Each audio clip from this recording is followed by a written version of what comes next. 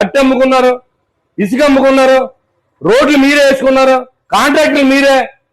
అధికారాన్ని సర్వం సొంతం చేసుకుని ప్రజల్ని గాలికి వదిలేసి ఏదో సంక్షేమం 10,000 5,000 వేసి వాళ్ళ అకౌంట్లో మొత్తం రాష్ట్రాన్ని లూటి చేసిన వ్యక్తి జగన్మోహన్ రెడ్డి. మీరు చూసే ఉంటారు, లెక్కర్లో పూర్తిగా దోచుకుని ఇవాళ నన్ను అన్యాయంగా అరెస్ట్ చేస్తున్నాడు లోకేష్ బాబు అని చెప్తున్నాడు. నీ సిగ్గు లేదని అడుగుతున్నా. నీకు అంతకుముందే ఉమ్మడి రాష్ట్రంలో ఉన్నప్పుడు ఈడీ కేసులు ఉన్నాయి, 40,000 కోట్లు సీజ్ చేశారు, నువ్వు తప్పు చేసావు రుజువైంది.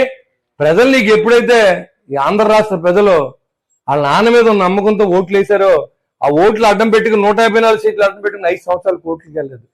ఇది 6వ సంవత్సరం కోర్టుకి వెళ్ళదు ఈ రోజు వరకు. అదే ఒక సామాన్యుడు కోర్టుకి వెళ్ళకపోతే ఊరుకుంటారని అడుగుతున్నా. అందుకునే రాజకీయాల్లో కేసులు ఉన్న వాళ్ళు ఓట్లు వేయకూడదని కూడా మీకు తెలియజేస్తాను. దోచుకుంటాక మీరే పర్మిషన్ ఇస్తా ఉన్నారు. ఇవాళ రోడ్డు ఎక్కి మాట్లాడుతుంటే మీరే ఎదురు తిరగాలి, నువ్వేం చేసావని అడగాలి. గడిచిన 5 సంవత్సరాలు మీరు ఏం చేశారు చెప్పండి. ఇగో నేను వచ్చిన తర్వాత మాధవరం రోడ్డు వేసాను, జగన్నాథపురం రోడ్డు వేసాను, విప్పర్ రోడ్డు వేసాను, కోరుమిల్ రోడ్డు వేసాను, ఊళ్ళో రోడ్లకి 12 కోట్లు శాంక్షన్ చేయించాం.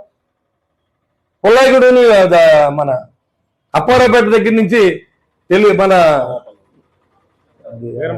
వీరంపాలెం వరకు 14 కోట్లు శాంక్షన్ చేయించి రోడ్డు పనిచేస్తా ఉన్నాం. దాని ప్రతి ఒక్కరు కూడా ధన్యవాదాలు ఇచ్చాం. ఈ కార్యక్రమంలో ప్రజా సమస్యలు పరీక్షించడానికి మేము ముందుకు వచ్చినటువంటి మా శాసనసభ్యుల వారికి ప్రతి విషయాన్ని కూడా మీరు చెప్పి మీ యొక్క సమస్యలను పరిష్కరించే విధంగా వారు వచ్చారు కాబట్టి ప్రతి విషయాన్ని కూడా వారు దృష్టి తీసుకొచ్చి మీ గ్రామ సమస్యలు కూడా ఏమైనా ఉంటే వారి దృష్టిని తీసుకురావాల్సి కోరుచున్నాం. ముఖ్యంగా